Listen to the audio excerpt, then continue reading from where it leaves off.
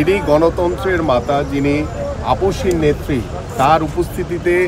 বাংলাদেশ জাতীয়তাবাদী দলের প্রত্যেকটি নেতাকর্মীরা আরও অনেক বেশি উজ্জীবিত হবে এবং আমাদের যেটি প্রত্যাশা, বাংলাদেশের মানুষের যে একটি প্রত্যাশা যে দ্রুত সময়ের ভিতরে একটি অবাধ সুষ্ঠু নির্বাচনের মাধ্যমে জনগণের সরকার প্রতিষ্ঠিত হোক এবং আমরা চাই যে বাংলাদেশের রাষ্ট্র কাঠামো মেরামতের জন্য আমাদের মাননীয় ভারপ্রাপ্ত চেয়ারম্যান জনাব তারেক রহমান যে 31 দফার রূপরেখা দিয়েছেন এবং সেটি বাস্তবায়নের জন্য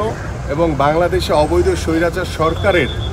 যে বিচারের জন্য আমাদের একটি অবাধ সুষ্ঠু নির্বাচন অত্যন্ত জরুরি দরকার এবং সেটি অবশ্যই আমরা আশা করছি যাতে আগামী ডিসেম্বরের ভিতরেই এই অন্তর্বর্তীকালীন সরকার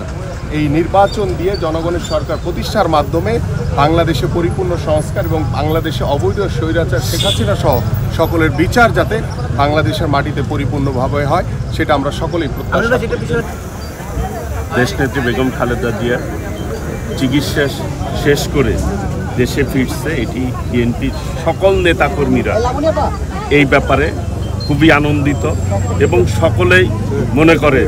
দেশনেত্রী বেগম খালেদা জিয়ার প্রতি মানুষের আবেগ কিন্তু অন্যরকম, সেটা বলে প্রকাশ করা যাবে না। গণতন্ত্রের নেত্রী, যিনি দীর্ঘ আন্দোলন সংগ্রামের মধ্য দিয়ে এই দেশে গণতন্ত্র প্রতিষ্ঠার ক্ষেত্রে, বিশেষ করে এই সংসদীয় যে গণতন্ত্র, সেই গণতন্ত্র প্রতিষ্ঠার ক্ষেত্রে মূল ভূমিকা হচ্ছে দেশনেত্রী বেগম খালেদা জিয়া। সেই গণতন্ত্রের নেত্রী দেশনেত্রী বেগম খালেদা জিয়া আজকে চিকিৎসা শেষে বাংলাদেশে আসছে। এটি বাংলাদেশের সকল গণতান্ত্রিককামী মানুষের কাছে এটি আনন্দের বিষয় এবং আশ্বস্তর বিষয় যে আমরা সকলে মিলে আল্লাহ রাব্বুল আলামিনের কাছে শুকরিয়া আদায় করছি। আল্লাহ রাব্বুল আলামিন আমাদের নেত্রীকে সুস্থ করে দেশে